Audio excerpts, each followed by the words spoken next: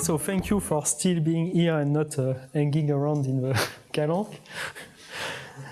And so what I just did is to define this distribution associated to Laplace eigenfunction. And I told you that what I want to consider is the accumulation point of this sequence of distribution as h goes to 0, which means the large eigenvalue of the Laplacian. Okay. And now I want to use this many property that I have introduced to find some first properties of this set M of delta G. Okay, so first, now I take some. So there was a question before the break, but why did you write measure? So it was just so now I will explain why I wrote measure. So I introduce a property, which was this property, which is called, in fact, I did not write it, but it's called guarding inequality. And it tells you that if A is positive, then your pseudo-differential operator is almost positive. Okay, so if now I take mu in M of delta G, so which is a subset of distribution a priori, which is it's just a distribution. If I apply this property E, okay, and I take A to be positive, then this implies this guarding inequality, so this property implies that mu of A is positive. Okay? And so there is a classical fact on distribution is that if you have a so mu is a positive distribution,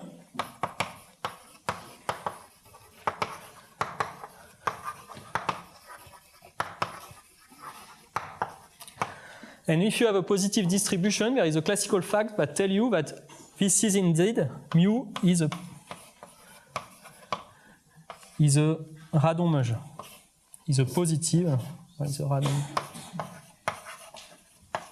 Okay, so it means that it's a measure. Okay.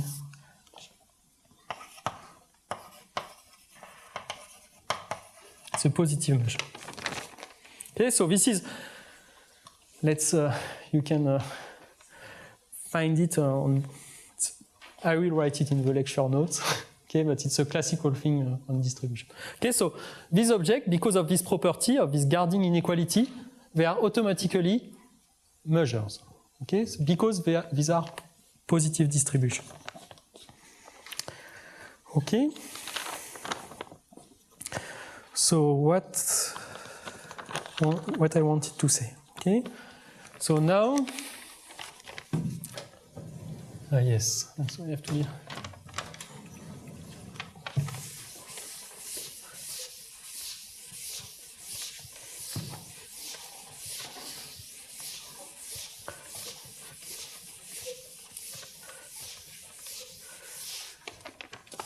So now I will use this property up there.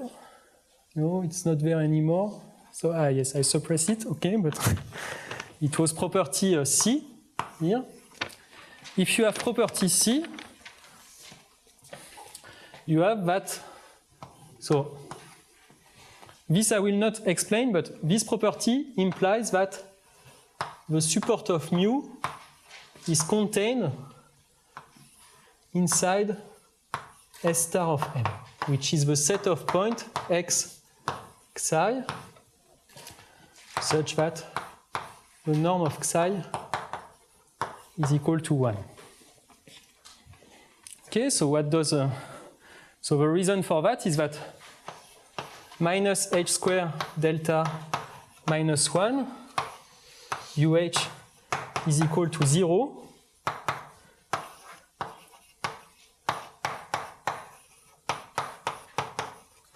And this is more or less, okay, op h square. So this is not exactly this, but you can, this is, I will skip this argument, but because I prefer to make the next argument that is more important for us. Okay, so, but you can see at the lecture notes where I wrote it in details, is that minus h squared delta minus 1 is almost op h of psi squared minus 1. And because this is equal to 0, what you will be able to show is that this eigenfunction will be localized as h goes to 0, where psi squared minus 1 is equal to 0. Okay? And so the support of the measure is inside this energy layer. Okay? So inside the set. Okay, so I will admit this, but okay, and you also have that, and also mu of S star of M is equal to 1. Okay, so this is indeed a probability measure. You do not have mass that escape at infinity in phase space.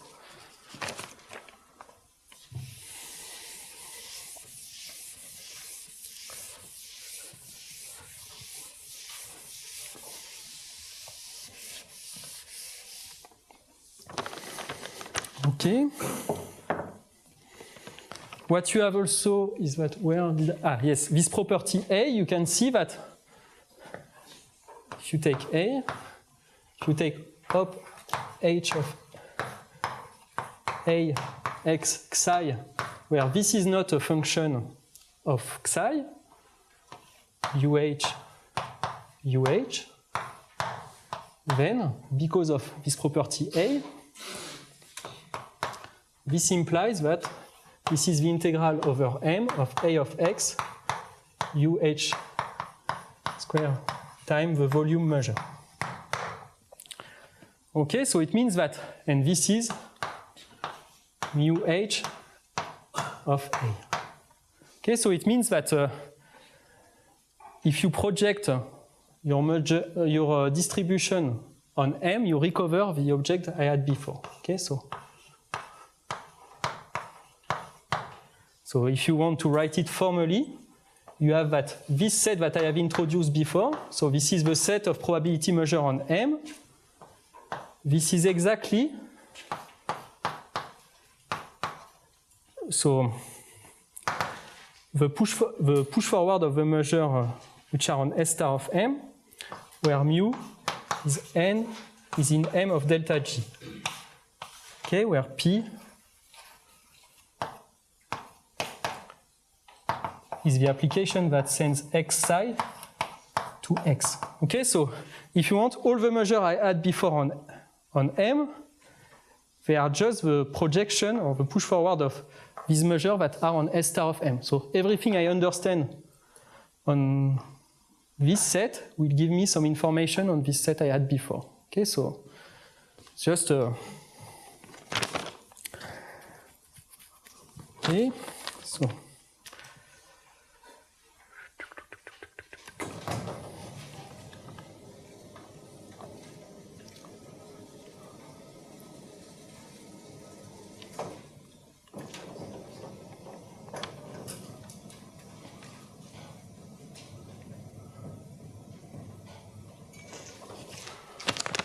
and finally, so this connection with, so for the moment I did not use this Egorov theorem. So let me use it now. So I don't remember, it was a D maybe. You take A, which is compactly supported in T star of M. And what I'm interested in is mu HA, so which is defined as UH op H of A UH. Now, if I use that minus h squared delta UH is equal to UH, I can write that this is the same as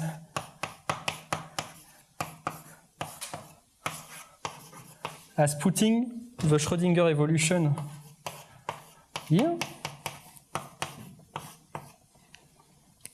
okay, UH. Okay, so just because you have an eigenfunction, so it will give you a two complex number that will cancel each other. And now I apply Egorov. And this is the same as UH of H of A composed with the flow UH plus big O of H. Okay, so it means that if I consider this quantity, I have mu H of A is equal to mu H of A composed with the geodesic flow plus some big O of H. Okay, so if I pass to the limit, okay, so it gives you that mu of A, so I write it like this.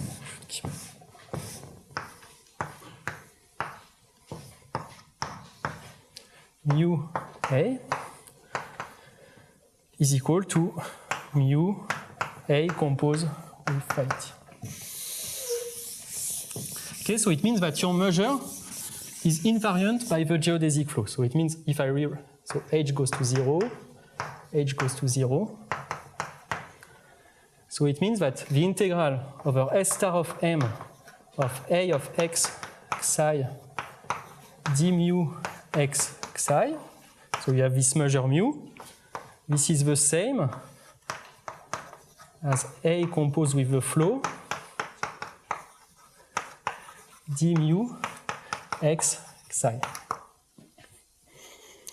Okay, so you have that this measure we have obtained in the end on S star of M, they are invariant by the geodesic flow. Okay, so it means that, and here we really use that you have eigenfunction of the Laplacian. Okay, so it means that the trace that these measures are constructed by this quantum eigenstate, so by solution to this equation, you find it in the limit object in the fact that they are invariant by the geodesic flow. So it means that this quantum eigenstates in the limit, they are invariant by the classical dynamics. Okay? And this is the property that I will exploit in the following. Okay?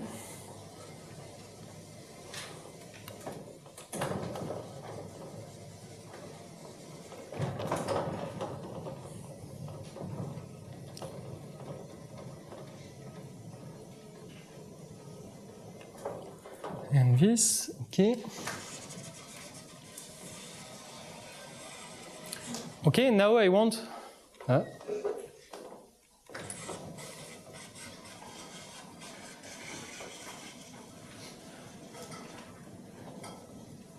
now I want to discuss the properties of, now that I have made the connection with the geodesic flow, I can try to exploit the properties of the geodesic flow. Okay, so to summarize, is that I have introduced this set M of delta G, which is the set of semi-classical measures.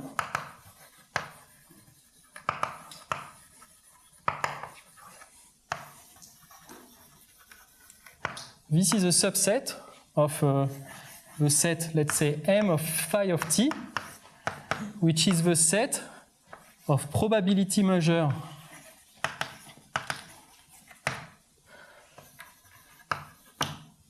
on S star of M, which are phi t invariant.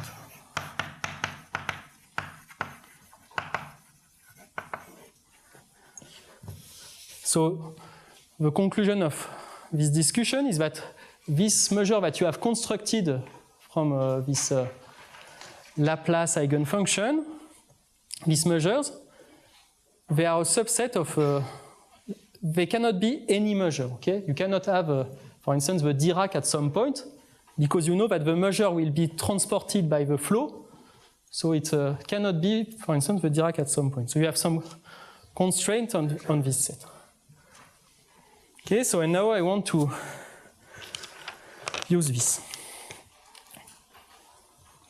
Okay, so now the question is,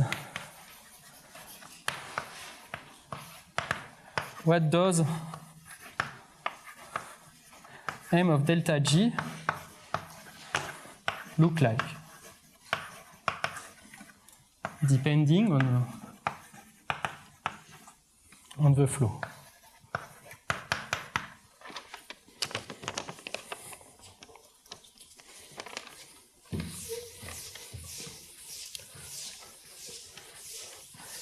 So I will come back to this question of observability. So back to observability.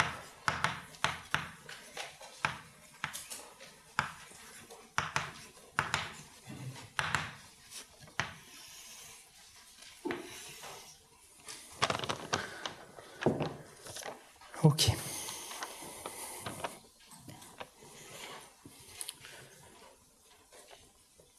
Okay, so I have this measure, mu.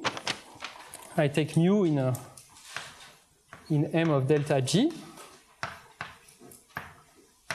And I take, let's say, a continuous function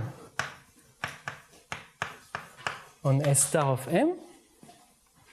And because it is a probability measure, you have that the integral of a against d mu is less than the max of a and the mean of a, okay, over S star of m. Okay, so this is just nothing very deep, but now I will use this invariance by the geodesic flow. Okay, so what I will have,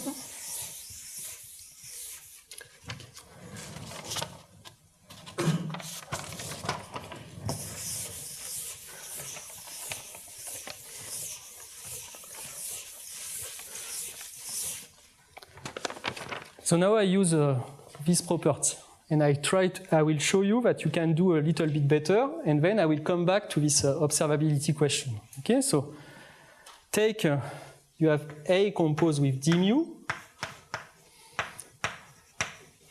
This is the same as 1, because it is invariant, as 1 over t, the integral from 0 to t of A composed with phi t dt d mu.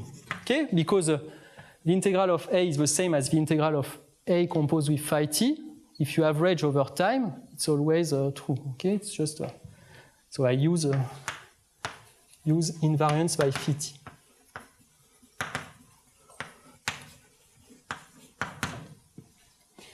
Okay, so now what you can do exactly the same argument. You can say that this is less than the max, so than 1 over t, integral from 0 to t of A composed with phi t dt. Okay, and for the same reason, this is bigger than 1 over t, the mean, integral from 0 to t of A composed with phi t dt. Okay, so these are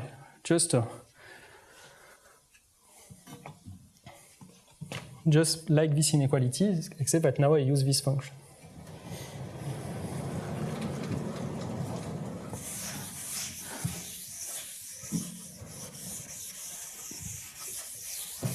So what you can see here is that it's an exercise again.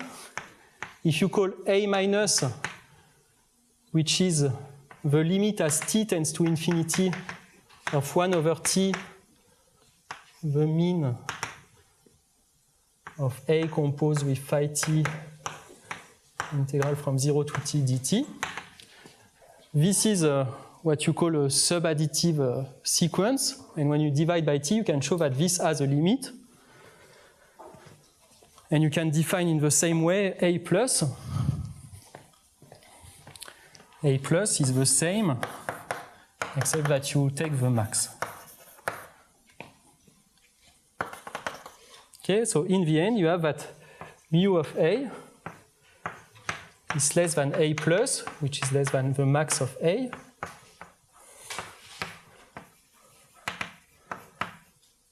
A minus. Yes? Is this a function on S star m or is this a number? What 1 over t integral from 0 to t? A minus or? Yes. No, it's a number. You take the mean of x xi in S star of m. I take the smallest value. So this is a function. This is a function that depends on t. I take the minimum value. And what I claim is that this has indeed a limit. Okay.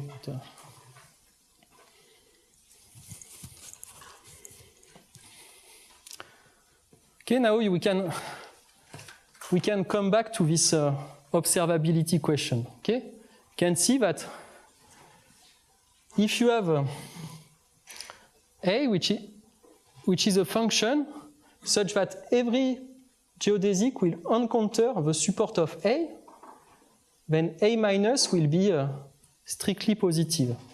Okay, so what I claim is that because of this, so the consequence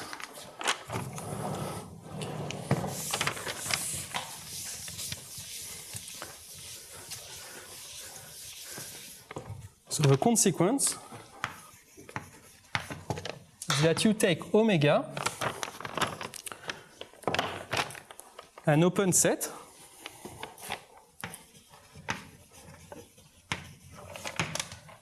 of M, such that every geodesic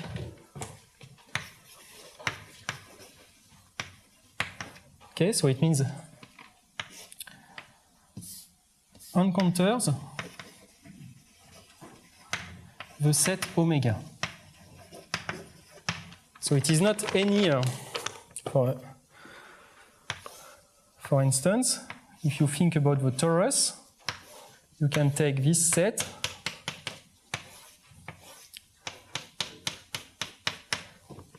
okay, you can take omega to be like this, and you can check that any geodesic on the torus, which are just straight line going like this, will at some point encounter the set omega. Okay? And if I make a small abuse and just take A to be 1, the characteristic function of omega, you can see that this quantity will be positive. Then, so you have uniform observability on omega.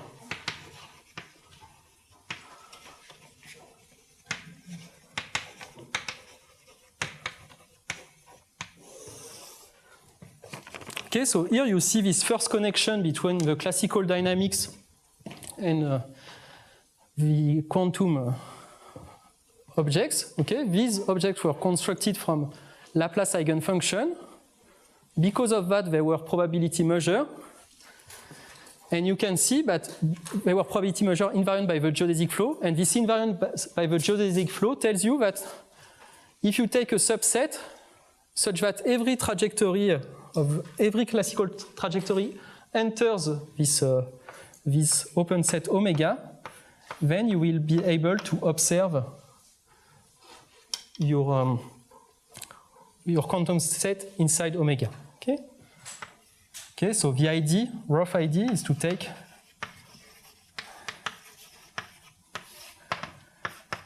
omega A to be equal to 1 of omega, and this implies this condition star implies that A minus is strictly positive. Okay, and this A minus will be this this constant C omega that I had before. Okay.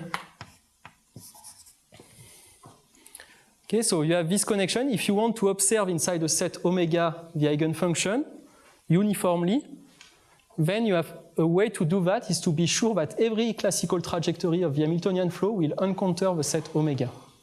If you have this, you're done.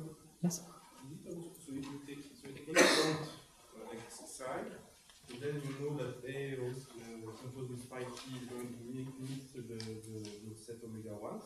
Yes? Is it obvious that it limits it t times because you take the integral? Yeah, because it's a compact set. Okay, it's a compact manifold. So if you have a point, you know that in finite time it will encounter the set omega. So you enter inside omega, and then because you are compact, you can fix a finite number of balls.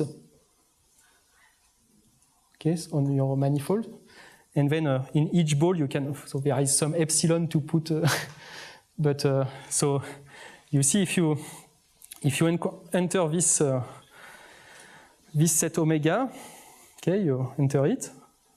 Then you will belong to another of these finitely many balls, so you will enter it in finite time too. So you will encounter it infinitely many times. But I get the impression that you must spend at least O of capital T time. But you will indeed spend O of t capital time, because here you will, if you fix a point, you know that there will be a time t1, and between this time t1 you will find some positive interval where you are inside omega. And then you have finitely many balls with time t2, t3, etc. And then you sum, and again, it's in the lecture notes, so all the epsilon are in the lecture notes. But it's okay. Yes? The definition of K minus and K plus, does the limit always exist? Or do you have Yes, it exists. It exists. It's like when you have a subadditive sequence, you know, when you have un plus m is less than un plus um. You know, it's an exercise in sequences. You can show that un over n converge to some limit. You can show that it converges. Okay, it's not obvious. Okay, but it converges. Okay. And what we saw also on the sphere is that this was a property that we saw on the sphere. So it is sharp on the sphere, because on the sphere I told you that if you want to have a uniform observability, you must be sure that every closed geodesic encounters the set omega. So on the round sphere,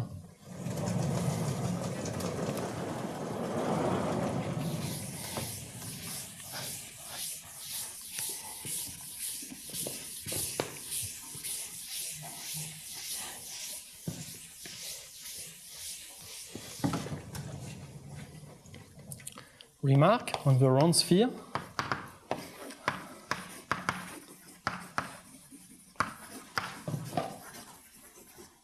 this result is sharp.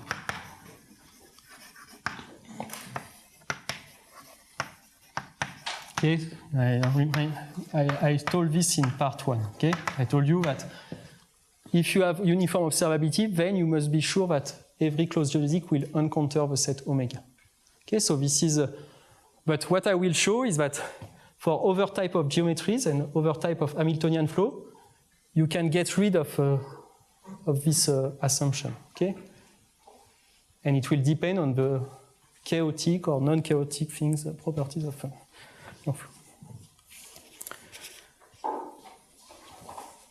Okay. So now I want to continue with this observability thing. And what I want to do is to take a sequence of eigenfunction, let's say an orthonormal basis, and I want to show you that if I take an orthonormal basis, then for a generic subsequence, I can do a little bit better than that, okay? I can do better than this kind of bound. So I will explain this, and this is what is called a quantum ergodicity. Okay, so this is related to this question of observability. This is quantum ergodicity. Okay, so this is a theorem that goes back to the 80s or 70s. And I want to explain this and the connection with what I said before. Okay.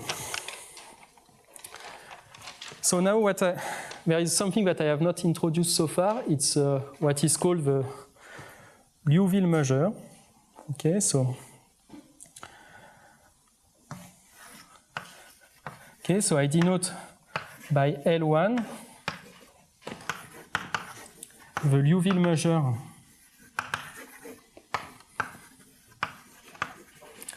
on S star of M.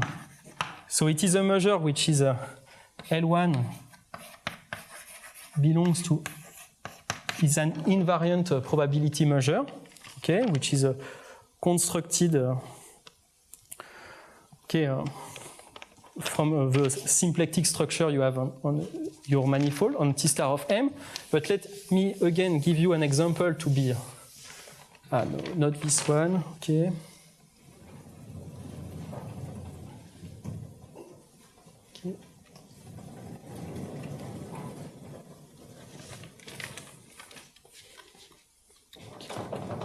Ah.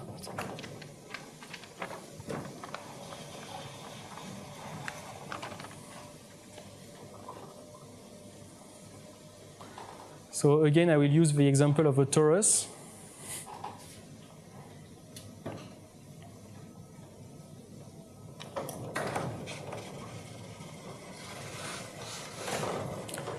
Okay.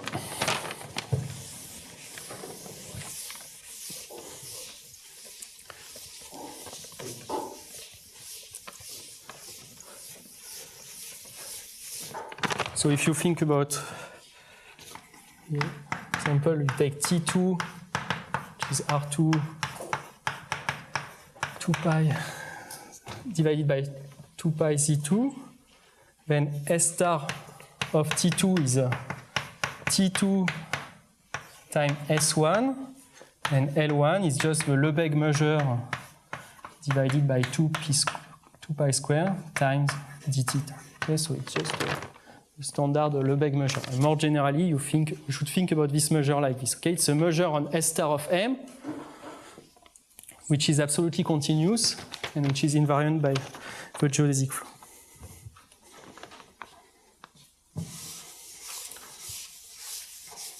Okay, and an important theorem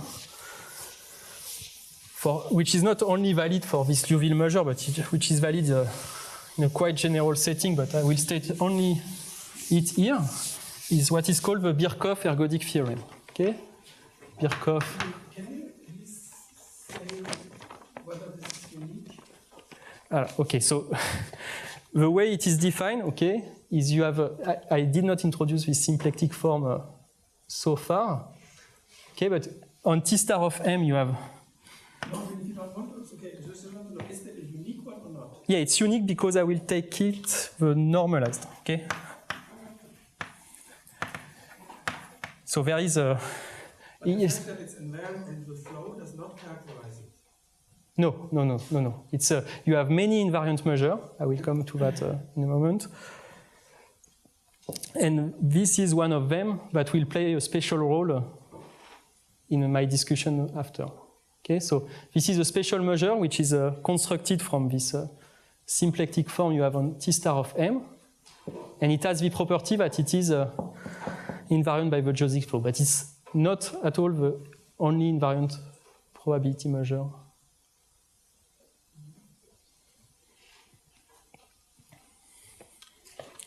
Okay, so this Birkhoff ergodic theorem,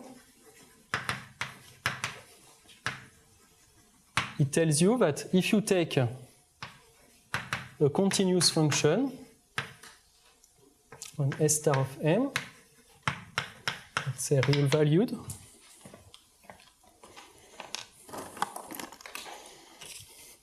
then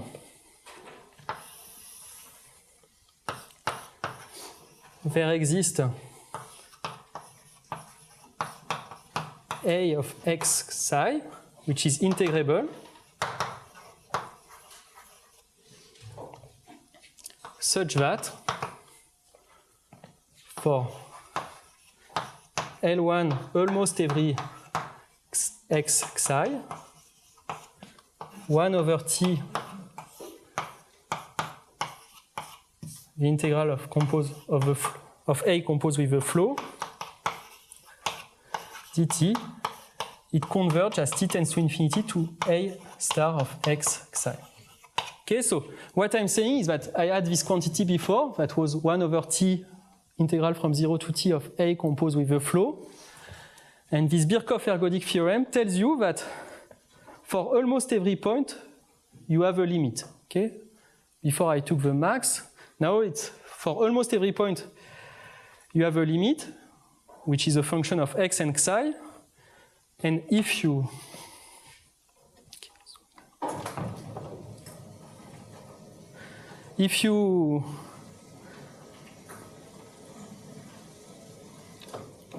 if now you suppose that this limit is independent of x and psi, then we say that the measure is ergodic. Okay? So what you have here is that you're taking a typical trajectory of the flow. You look at the evolution of this trajectory. You make the average, and it converges to a certain thing. Okay? And if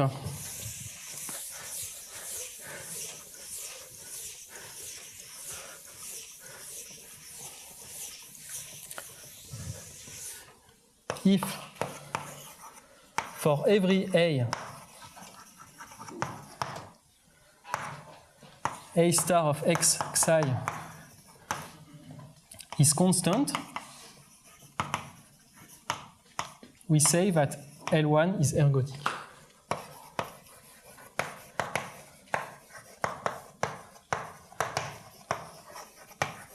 Okay, so what does it mean in that case? So it implies that the integral from 0 to t of A composed with the flow dt, it converges as t tends to infinity to some constant, and you can show that this constant is just the average of A over S star of A, almost everywhere. Okay, so it means that in that case, which is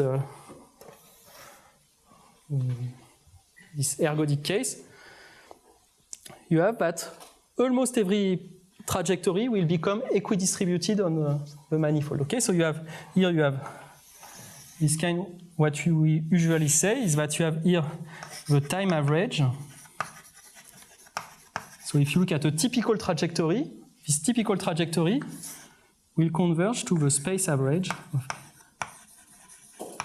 So in some sense, the flow will visit every point of the manifold.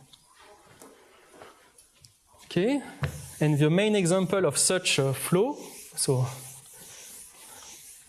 is what is called a negatively curved manifold. Okay, so example, and it was proved by Anosov in 1967, is that for negatively curved manifold,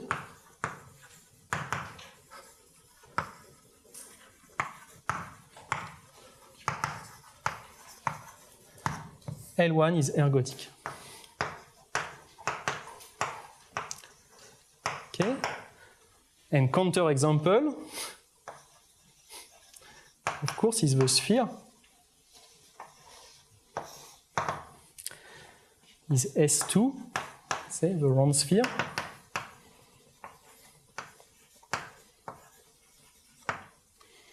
Because here the flow is periodic, you always come back on so 1 over t integral from 0 to t of A composed with the flow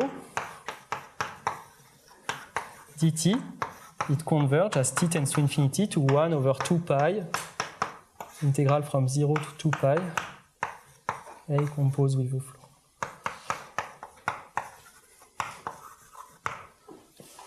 Okay, so you have here it's a positively curved manifold, round sphere. And at the other extreme, you have this kind of. So here you can see that the flow is periodic, so you always come back on the same way. And here it's quite different because a typical trajectory of the flow will visit all the manifolds.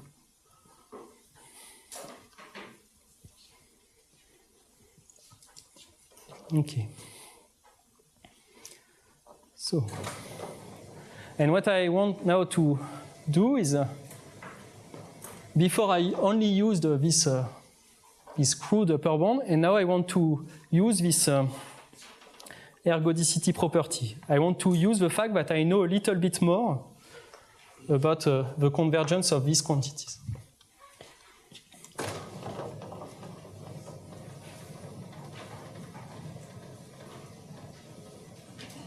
Okay.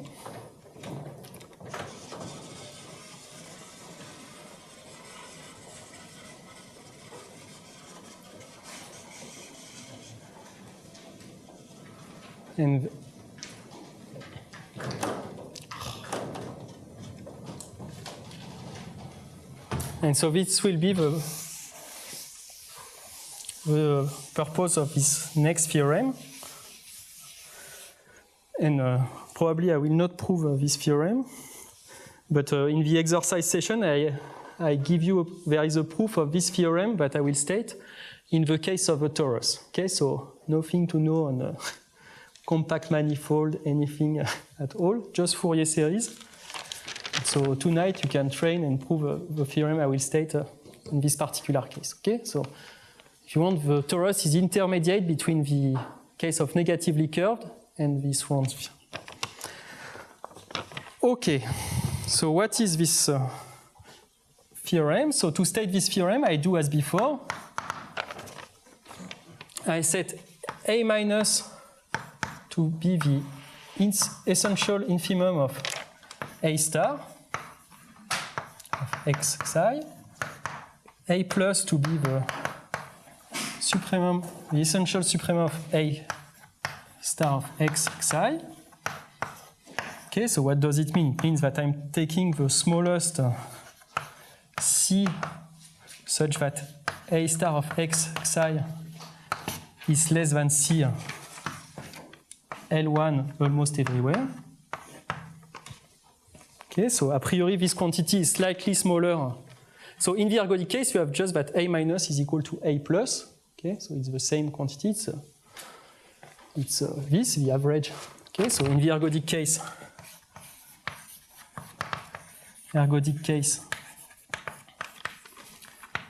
A minus is equal to A plus is equal to the average.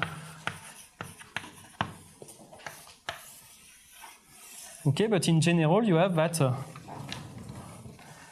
A minus is less than A plus. Okay, in general. And is larger than A minus A plus. Okay, so as you can imagine, I want to show that mu of A is larger than this new quantity that I have introduced, than this small A minus.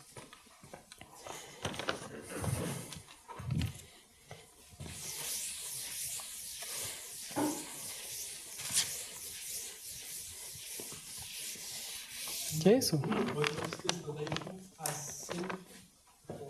it's the same except that okay, you see, if you take the essential supremum is the smallest value such that C is less than such that A star is less than C. So here it's minus essential supremum of minus A star, if I do not confuse.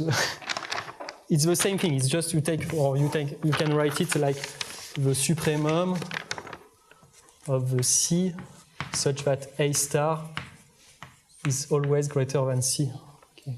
Almost everywhere. It's just there is this question of being true almost everywhere. Okay, so you can have exceptional points where this property is not satisfied. But, okay, so and the theorem is like this. So you take an orthonormal basis, take CG, an orthonormal basis of Laplace UJ.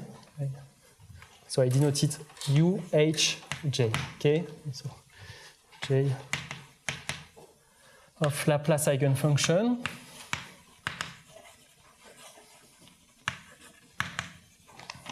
Okay. Then what you can show is that there exists a subset S inside Z plus, such that if you take the cardinal of the J in S such that J is between 1 and n, and you divide by n, this tends to 1 as n tends to infinity. So it means I'm just saying that I'm not taking all the elements inside the orthonormal basis, but I'm taking most of them, okay? Not all of them, okay? And such that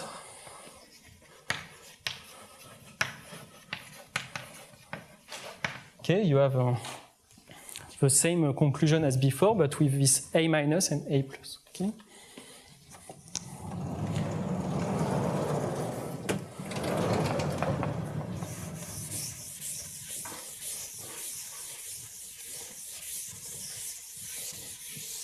You have that for all A, compactly supported in T star of M,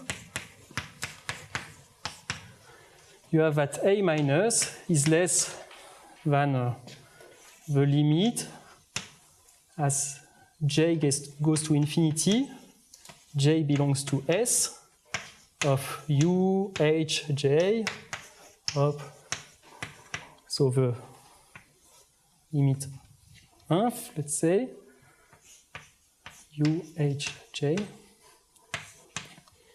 okay, and the lim sup of the same thing, J in plus infinity, J in S, is less than A plus.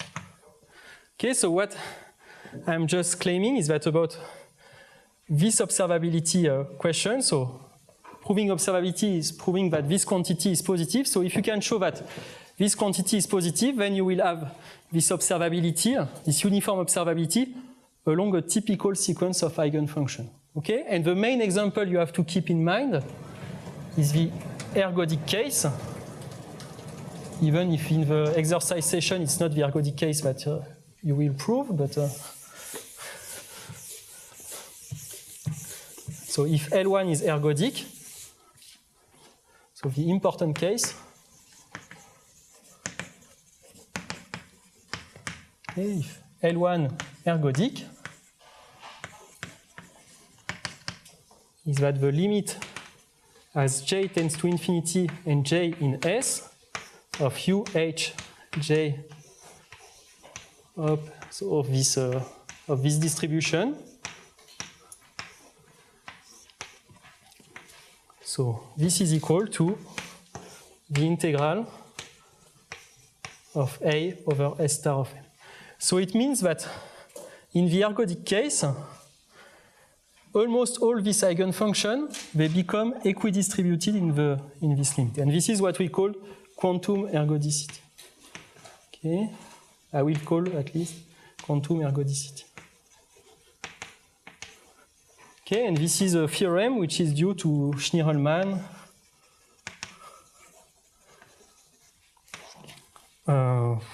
74. Then it was another statement by Zeldich, and then Colin de Verdière in 85. Okay, so it means what you have to remind is that now if you are in the ergodic case, okay, I cannot really take an open set because I only authorize a smooth function, but it tells you that if A is a positive function which is non-trivial, this quantity becomes asymptotically positive. Okay, so you have this observability along a typical sequence of eigenfunctions. Okay, so what is important here is that now, compared with what I did so far, everything was true for any eigenfunction. Now it is only true for a sequence of typical eigenfunction. And typical in this sense, it just means that I'm taking most of the eigenfunction inside my orthonormal basis.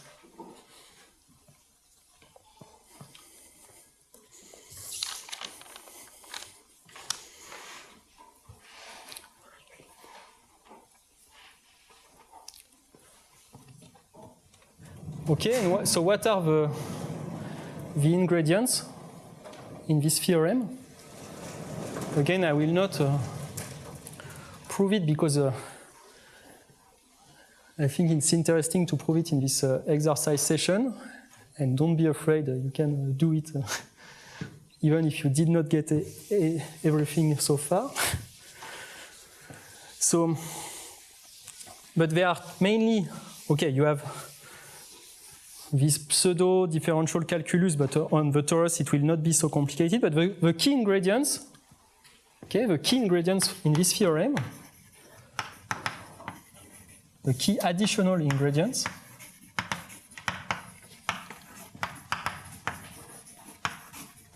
okay, because so far I use this guarding inequality, this Egorov theorem, this kind of thing, but now I'm using this Birkhoff ergodic theorem.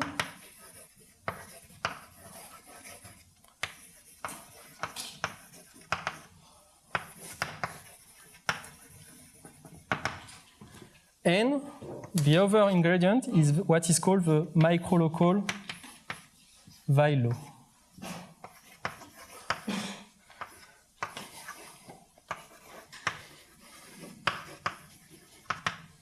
And so the microlocal value, what does it tell you? It tells you that if you consider, you look at the eigenfunction such that hj is larger than h, and you make the sum over the j such that hj is larger than h, uhj of hj of a uhj, these converge as j tends to, as h goes to 0 to the average. Okay, and this is in this theorem precisely that the Liouville measure enters into the game. Okay, so it means that if you take all this distribution that I have introduced so far, and if you consider them on average, you average over all the spectral parameters. So these are not, we said these are not measure, but these are distribution, but in the limit, this quantity, they converge to the Liouville measure. Okay, so you have this kind of equidistribution phenomena, and this is the two crucial things that you can use. And so again, in this, in the case of a torus, you can prove this easily. So I will let you do, so this is a statement that tells you that this Wigner distribution that I have introduced, in the limit, they become equidistributed with respect to this Liouville measure. Okay, and this is where the Liouville measure appears in the game. Okay.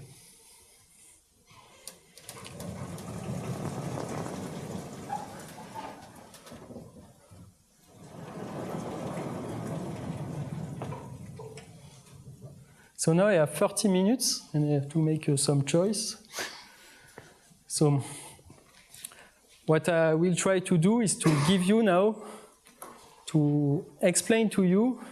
So what I did so far was in some sense rather general, at least for Laplace eigenfunction on a compact manifold. So, but so the statements were true without any additional assumptions. So now what I want to do is to focus on two, let's say, paradigms, which are integrable and chaotic system. And I want to tell you what can be said. Okay, so this last 30 minutes. Okay, so focus on two types of system.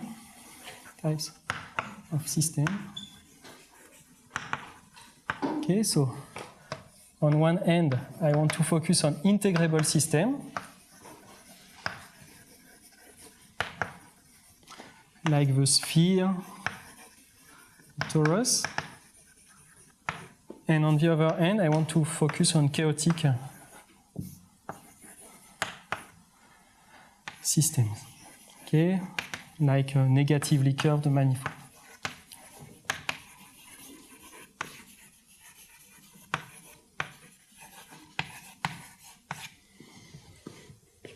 Okay, so point is to now to use really, except for this ergodic thing, when I say that you take the UV measure to be ergodic, and except for the example with the torus and the sphere, everything was quite general. Okay, so I did not need to make some assumption.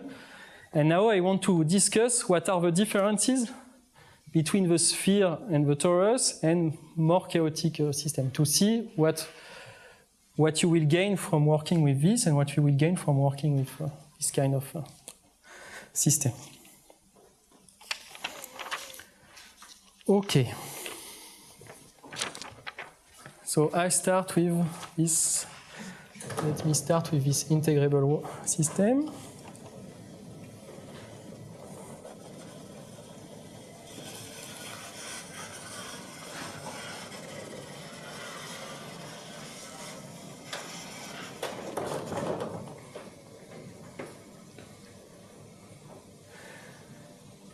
So I do not expect to do any proof now. I did not, but I wrote some lecture notes with many details. So if you want to know much more, you can go to the notes to. Okay, but I want just to show you some phenomenon. Okay, so let me start with the integrable.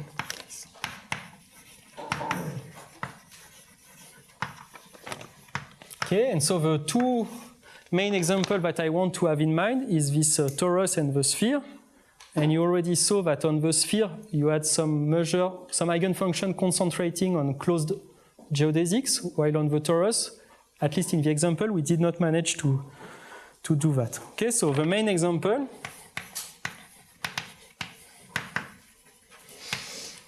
that I want to work with, okay, today, are first S2, okay, so with, I remind you, so g theta phi was d theta squared plus sine squared theta d phi squared. So here the geodesic flow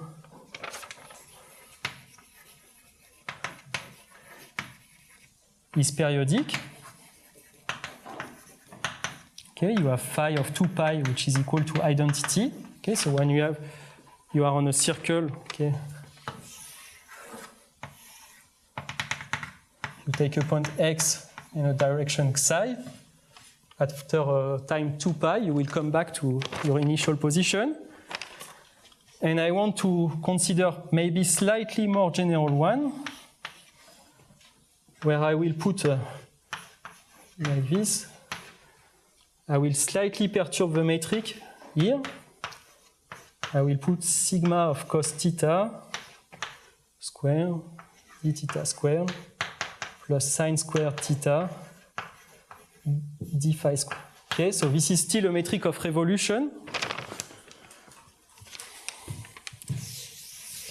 And if you choose sigma in a smart way, you can ensure that okay, sigma is equal to 0, the geodesic flow is periodic, but this remains true for more general sigma. Okay, so if sigma, so which is a function from -1 to 1 to -1, 1 is odd, and sigma of 0 is equal to 1 near 1, sigma is equal to 0 near 1, okay, let's see. Then you still have phi of 2 pi is still equal to identity. Okay, so this is still a periodic flow.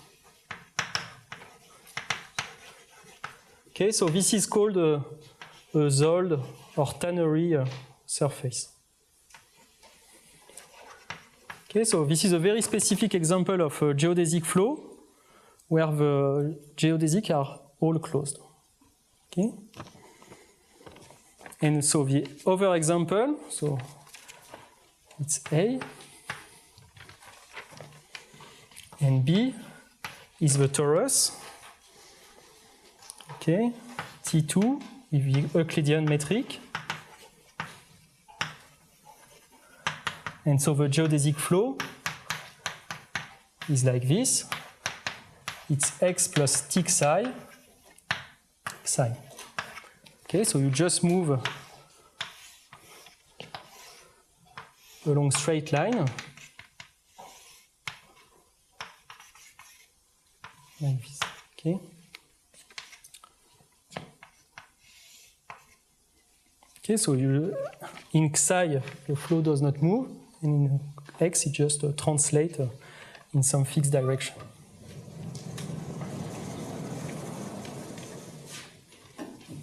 Okay, so the difference between, so these are two examples of integrable system. This one is a little bit degenerate, but this one, what you have is that, let's say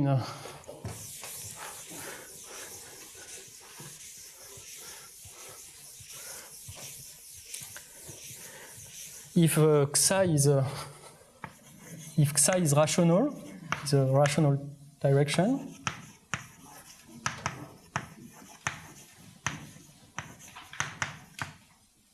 then phi t of xi is a periodic orbit.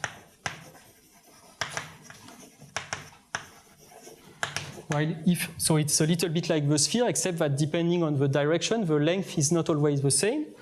And if psi is irrational,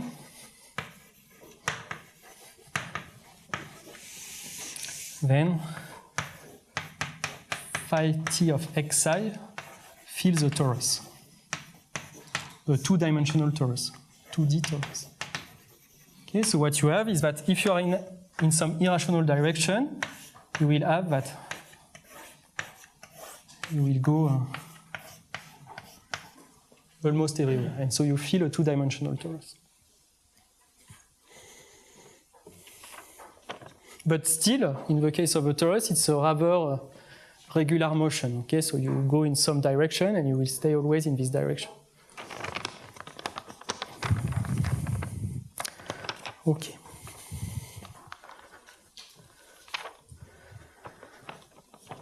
And so what can you do? How can you? I just want to give you some hints about what you can do when you are in such a situation. So when you are in such a situation, in this situation,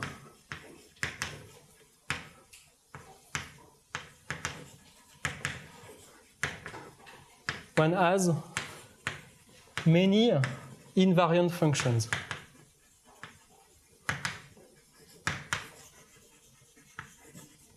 So here, invariant, I mean phi t invariant function. Okay, so example on the torus, if you take a of x psi, which is independent of psi, so which is just a function of psi, then you have that a composed with phi t is equal to a. Okay, the same on the sphere. So on, okay, so this is on T2. And on the sphere, on S2, if you take 1 over 2 pi, the average from 0 to 2 pi of A composed with the flow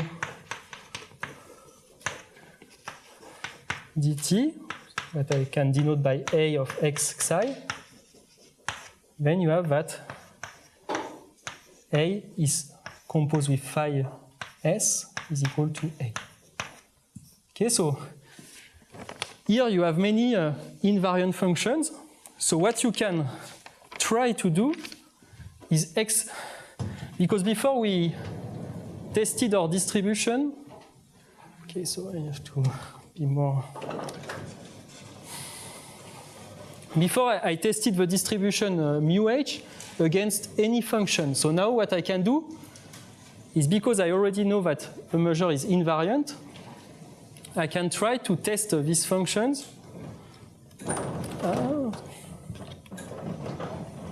against this distribution against invariant function.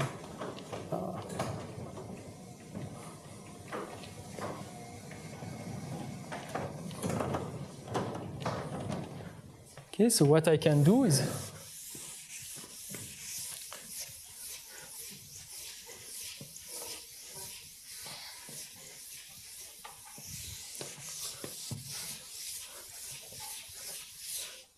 okay, so as if you take mu in m of delta g, then mu of A composed with phi t is the same as mu of A. Okay, so you can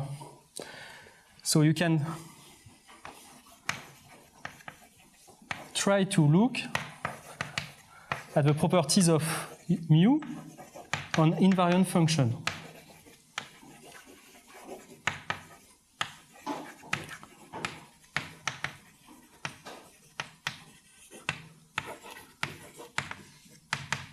Okay, so you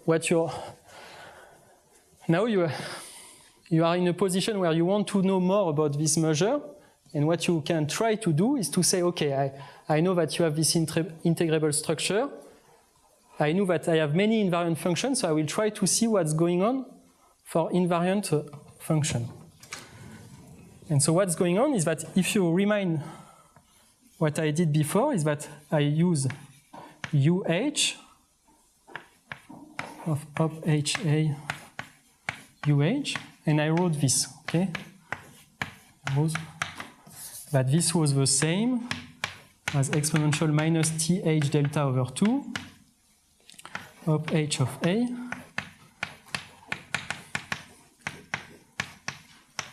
UH, and this is the same as UH of H of A composed with phi t UH plus big O of H.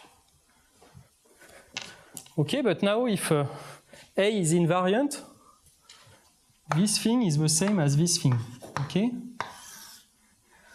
And so this is a little bit the game when you go to go further, deeper in the properties of this invariant measure. If you want to go deeper, you will have to. So here now, because A is invariant, you have no more information in these terms. So, but you can look at what is this term, okay, that I did not analyze at all. Okay, so what is this remainder? And you can hope to find some extra properties. Okay, so this is a little bit the game you have to play. Okay, so because of this integrable structure, you have many invariant functions. Because of these many invariant functions, you can try to see what are the properties of the measure on this invariant function. And to see this, you have to go back to the proof of invariance and to go and see what this term looks like. And let me just give you an example of what can be said to following exactly this strategy. Okay, so just so first in the case of the torus, in the case of the sphere, so which is a theorem that I proved with Massia. So on S2, and if sigma prime, just an illustration, okay? Sigma prime, so I remind you that I introduced this matrix there, this generalized Zoll matrix. If sigma prime of 0 is not equal to 0, then M of delta G is not equal to this set of invariant measures. Okay, and a remark. Okay, this was proved by Jacobson and Zeldich, so it's a more theorem. Is that if sigma is equal to 0, M of delta G is equal to M of phi t. Okay, so it means that if you are on the round sphere, G0, G sigma, if you are on the round sphere, then you can construct any invariant measure just by looking at limit of eigenfunction of the Laplacian. So you could think that this is a feature of the fact that the flow is periodic or something like that. But in fact, this is not true. And just you perturb a little bit this image, this metric, with still you keep the periodicity of the flow, then you can show that there are many invariant measures missing by doing like this. And the strategy is really like this. Okay, it's just to analyze this remainder that I have forgotten from the beginning. So you have to go in this kind of. Yes? Shouldn't this remainder be strictly equal to 0? What? I mean, if this thing is invariant, then the remainder is strictly 0, no? I don't This- understand the logic. What? I mean, if op PHA of, if A is equal to A composed with phi t, then the remainder should be strictly equal to 0. Yes, but so the remainder is strictly equal to 0. Now, if you are able to show that this remainder, let's say, is h times something that depends on A, okay? You have 0 is equal to h times this, so it means that L of A is equal to 0, and you can try to go deep into what is this function L of A, this functional, and to get some new properties from this. So the idea is that before I proved that this was equal to this, and I take h goes to 0, and I obtain something just by saying at the limit mu of A is equal to mu of A composed with phi t. Now I'm restricting the function, and I will do the same thing, except that now when h goes to 0, I will have h times something will be equal to 0. So I divide by h, and I will have that this something must be 0. And then I can try to get some information on this. But you're right, it's indeed equal to 0. This thing. It's a condition on invariant functions. Yeah, it will give you a condition on invariant function, and from this you will be able to find some new constraint on your measure mu. Okay, so the idea is to find more and more constraint on the measure mu. What I did so far is just I said, okay, these measures are invariant by the geodesic flow. Now I want to exploit the geometry. I exploit the geometry by saying, okay, I have many invariant functions, so I try to prove a property on invariant function.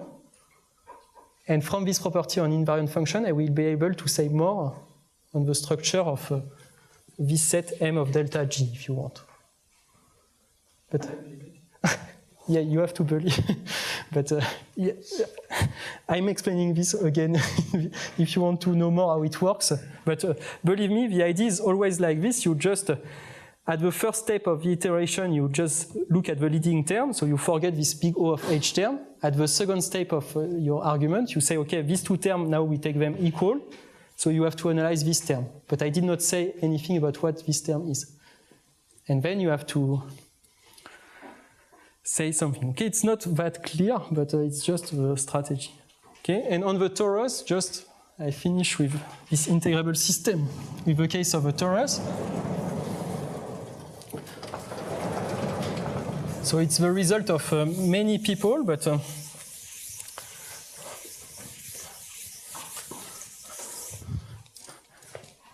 and this goes back to the works of in the late 60s. So there is a theorem, so which is due to Cook, 69, Sigmund,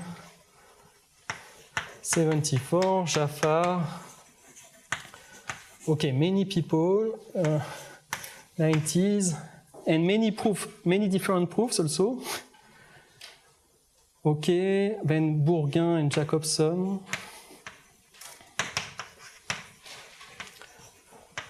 In 94, in Burgsvorsky. And then Anantaraman Masya.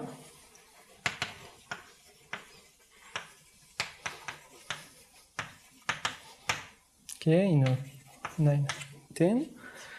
And what all these people do is that they, okay, with different methods, okay, they work on T2, on the torus, sorry, on Tn.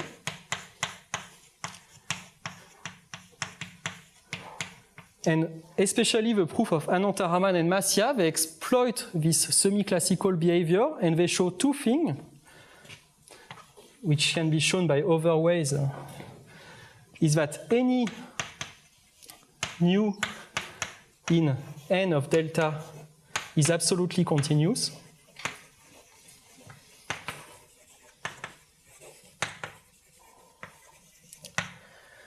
And 2, uniform observability holds for any open set.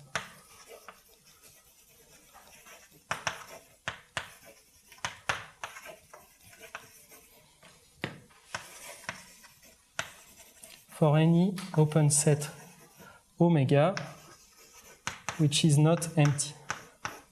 Okay, so before I had this condition that every closed geodesic should encounter the set omega, but what these people do is that they prove that, in fact, in the case of a torus, and here you will have to exploit the dynamical properties of the flow, you can get rid of this condition and you can show that for any set omega, you will have uniform observability. So it means that you have always, you have some uniform constant C omega such that the eigenfunction puts the same mass on the set omega. Okay, and because these measures also are absolutely continuous, you have again that m of delta is not equal to m of phi t. Okay, so what you could have imagined is that for integrable system, the picture should be that m of delta g is equal to all invariant measure, but this is not true in general. And so far, the picture is not completely clear, at least to me.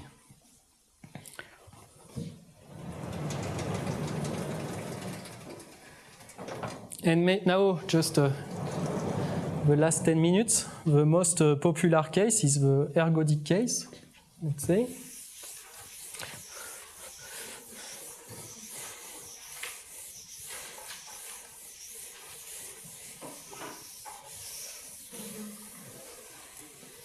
So I don't know which part it is, but it's part 6, okay.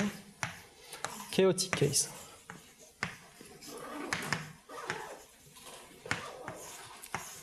And so this chaotic case, it is mainly, okay, one of the main conjecture in the DOM. So I remind you that in the, so chaotic in, for example, you take a negatively curved manifold,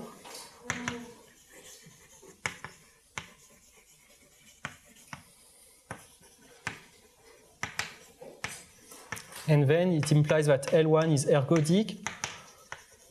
And Frédéric will tell you more about the dynamical properties of this kind of manifold. But the idea is that if you take 2 points, things are very sensitive to perturbation. So 2 points will have the disjoint trajectory, will separate exponentially fast from each other on such a manifold. Okay, so what I told you is that if the measure is ergodic, then most of the eigenfunctions should converge to the Liouville measure. And so you have this, there is a famous conjecture, which is still quite open, or really open. Conjecture. So quantum unique ergodicity.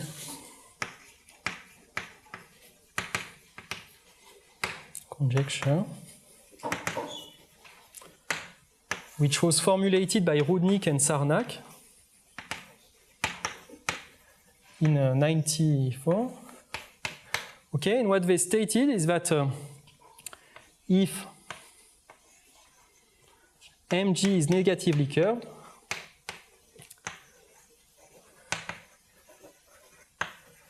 then this m of delta g is very small, and in fact you just have one measure. Okay, so it means that any sequence of eigenfunction, it should converge to the Liouville measure in the large eigenvalue limit.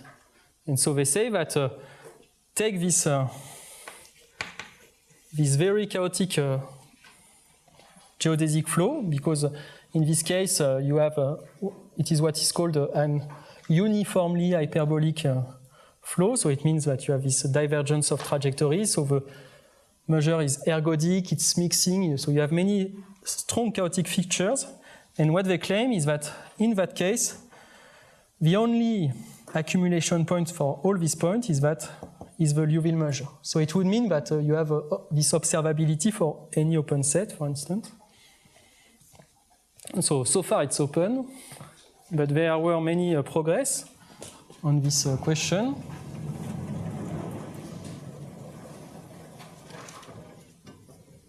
Okay, and if you want, it's the opposite.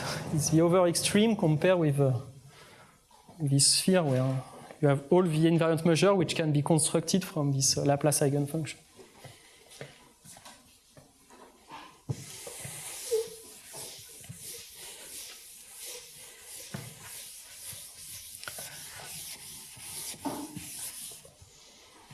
Okay, and so if you want, there are two types of results that were obtained in the last 15 or 20 years. You have some negative result that seems to let think that this conjecture is false. Some positive result that seems to let think that this conjecture is true.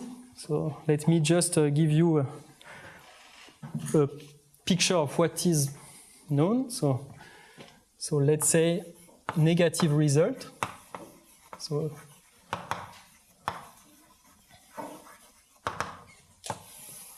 okay, so it is not really a negative result, but if you remove this assumption of being negatively curved, then this fails. Okay, this is the first thing you. So let's take, for instance, a manifold like this with cylinders. Okay, so you have a flat part. Okay, so here it's flat, and here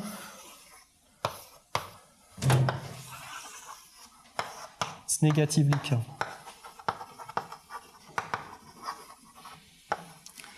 Okay, so it means that it's not a negative curvature everywhere, but almost everywhere. And then if you take a parameter t here, okay, and Hassel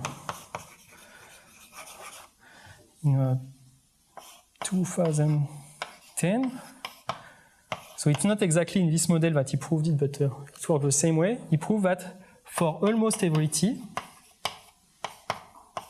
in say 1, 2, m of delta g t is not equal to L1. Okay, so you do not have this property. Okay, so it means that if you remove this negative curvature assumption, then this property fails. Okay, so it means that, so here you have a flat part, and his proof does not give the negative result for every point inside, for every such manifold, but for almost every manifold like this, okay, in this. Okay. So this is in some sense, but that was because there were some, if you want, numerical computation, some reason for this to not to be true. They were careful enough to put negatively curved and not non-positively curved. Okay, and then another example that I will not describe because I have not enough time, and it was proved by Debye, Faure, and Nonnenmacher.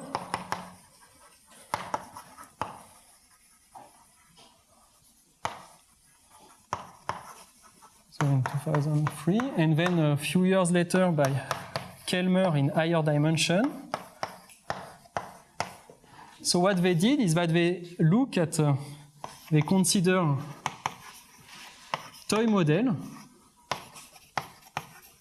which are hyperbolic, which have chaotic features, but which are not geodesic flows, okay, which are something different, but which share many similarities. And then again, they show that this conjecture is false. Okay, but this was for kind of toy models which share many similarities, but which were not a geodesic flow. Okay, but what their result prove of these people is that it is not enough to rely on the chaotic properties of the flow. You have to use something more if this conjecture was true. Okay, and now the positive result in a super fast.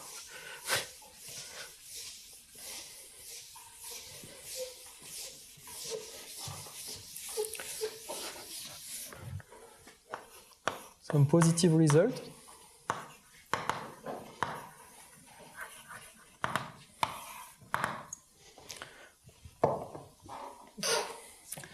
Okay, so one of the first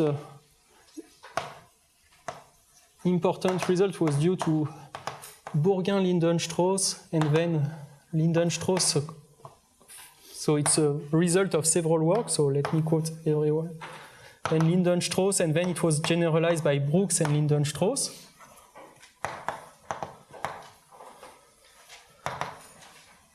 Okay, in 2003, 2006, 2010, okay.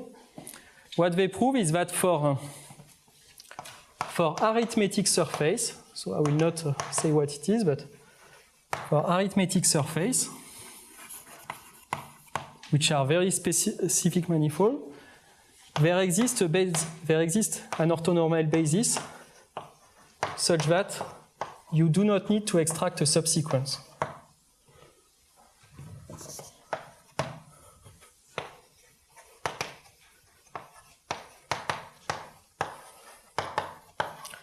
A subsequence to get quantum ergodicity.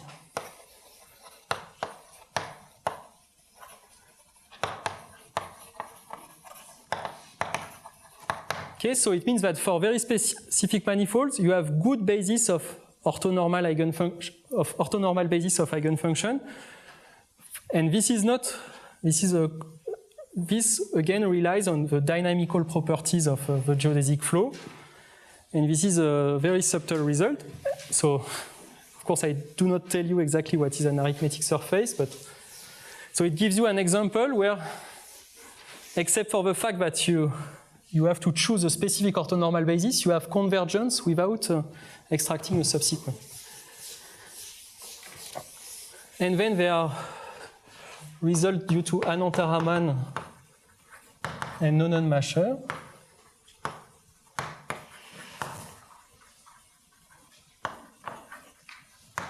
And let me state it like this, is that if lambda is small enough, and I will not say what it means, small enough, but let's say in dimension 2, if the dimension of M is equal to 2, I mean that the Hausdorff dimension of lambda is strictly less than 2. Then, for all mu like this, mu of delta G, mu of lambda is strictly less than 1. Okay, so what they prove is that if you take any measure like this on negatively curved manifold, and if you have an hyperbolic subset which is not too big, then the measure cannot be concentrated on a small subset. For instance, example, you take lambda, a closed geodesic. Okay, so if you take lambda, a closed geodesic, their result prove that you cannot put some mass on a closed geodesic. Okay, and then more recently there was a result by Dyatlov and Jin, and they show that if the dimension of M is equal to 2, and the curvature is equal to -1 everywhere, so it's not only negatively curved, but it's constant negative curvature, then you have uniform observability.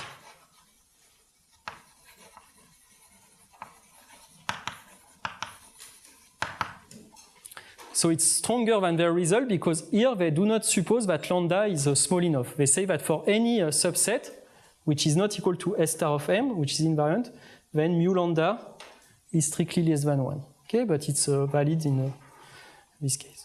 Okay, so sorry, but I felt I needed to state this result, which are what is currently known on this question, which is quite a popular one. Thank you for your attention.